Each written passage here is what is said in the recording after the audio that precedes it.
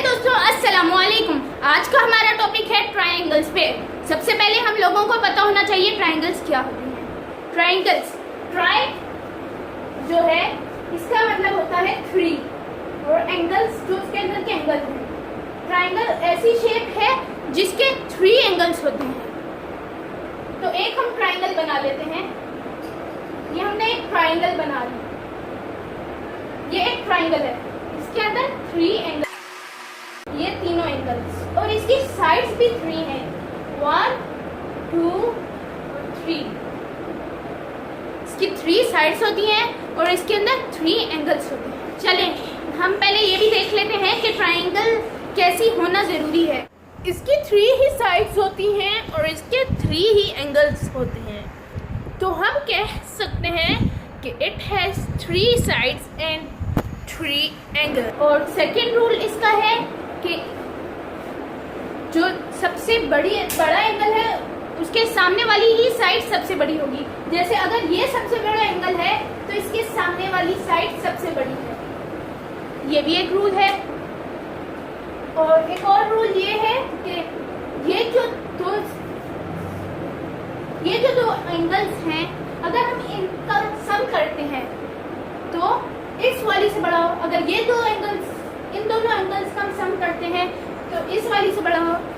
तो इसी तरह अगर ये ऐसा नहीं होगा तो फिर ट्रायंगल बनेगी ही नहीं। तो मैं आपको दिखा भी देता हूँ।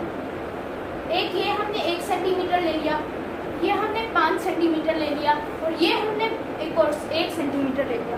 अब तो 1 + 1 तो होता है 2, और 5 बड़ा हो रहा है, इसलिए ये ट्रायंगल नहीं बन रही। 2 का सम तीसरी से बड़ा निकलेगा।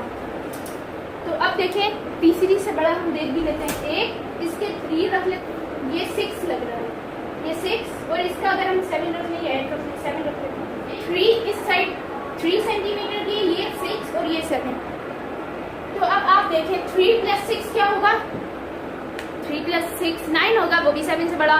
6 + 7 13 होगा, वो भी 3 से बड़ा। और 7 + 3 10 होगा, वो भी 6 से बड़ा।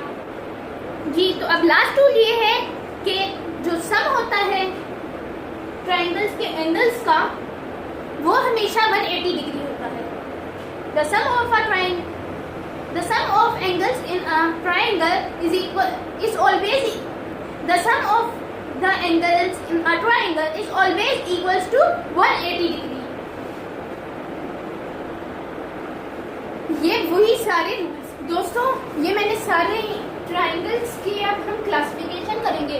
तो क्लासिफिकेशन ऑफ ट्रायंगल के लिए मैंने सारी चीज़ें टेबल बना ली है, यहाँ पर सारी चीज़ें लिख दी हैं। तो पहले नाम है उनके, फिर उनकी डेफिनेशन, फिर उनके फिगर्स बनाए हुए हैं यहाँ पर, और उसके बाद प्रॉपर्टीज। पहला है हमारा स्केलीन ट्रायंगल। तो स्केलीन ट्रायंगल कौन सी होती है? जिसमें सारी साइड्स इक्वल होती हैं। क्या लिखा है? A triangle with 3 equal sides, जिसकी तीनों की तीनों साइड्स इक्वल होती हैं। और इसकी फिगर आप देख सकते हैं, ये साइड इसके बराबर, और ये इसके, और ये इसके, ये दोनों एक दूसरे के बराबर, ये दोनों एक दूसरे के, ये दोनों एक दूसरे के, ये दोनों एक दूसरे के, तीनों साइड्स बराबर हैं।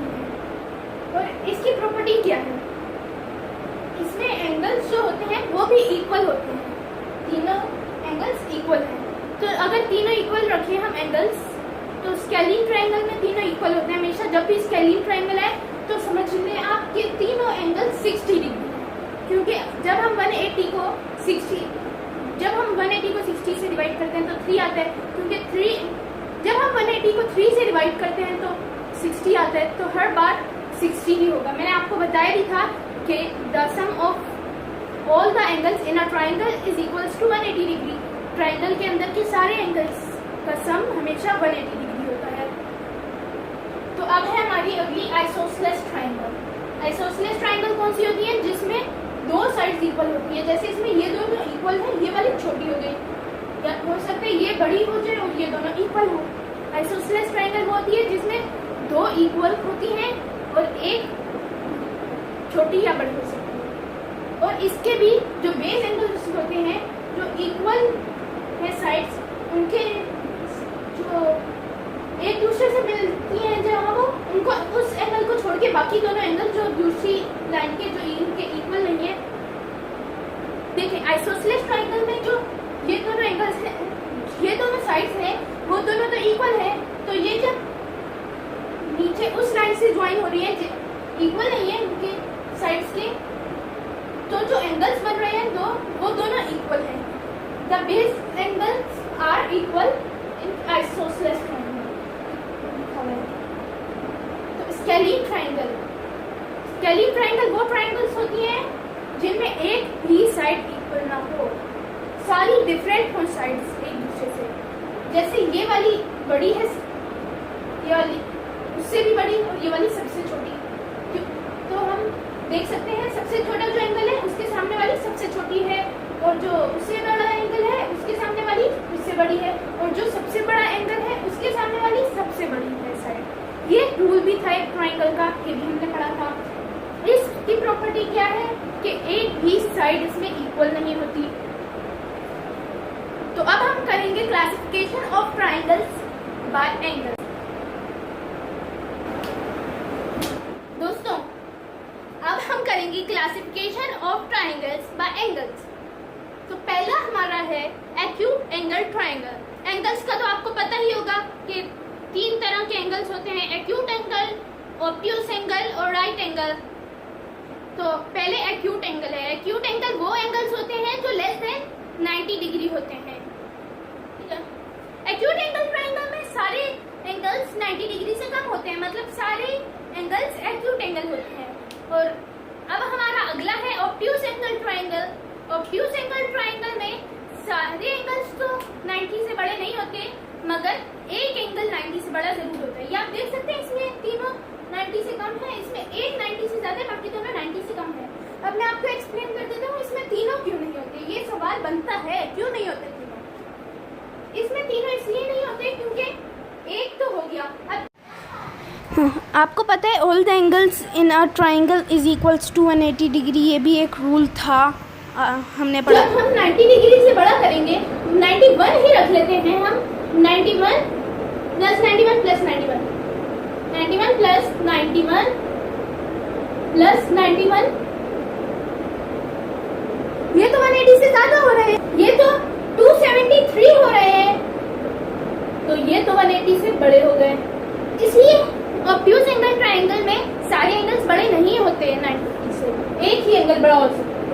जब एक एंगल हो, आप देख सकते हैं कि हम 97 एक रख लेते हैं, 173, और बाकी दोनों रख लेते हैं, एक 4 रख लेते हैं और एक 3 रख लेते हैं।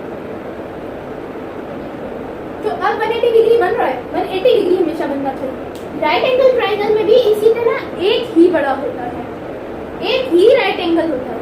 राइट एंगल कौन से होते हैं? जो 90 डिग्री। जब भी आपको ऐसा स्क्वायर बना नजर आ रहा हो या उल्टा एल बना नजर आ रहा हो, तो ये समझ लेंगे आपके 90 डिग्री है। दोस्तों, अब हम करेंगे टाइप्स ऑफ एंगल्स। यहाँ 3 टाइप्स ऑफ एंगल्स हैं, corresponding angles, alternate angles and interior angles. अब करस्पॉन्डिंग एंगल्स में ये एफ बनता है, और ये दोनों एंगल्स, ये वाला और ये वाला, ये दोनों इक्वल होते हैं।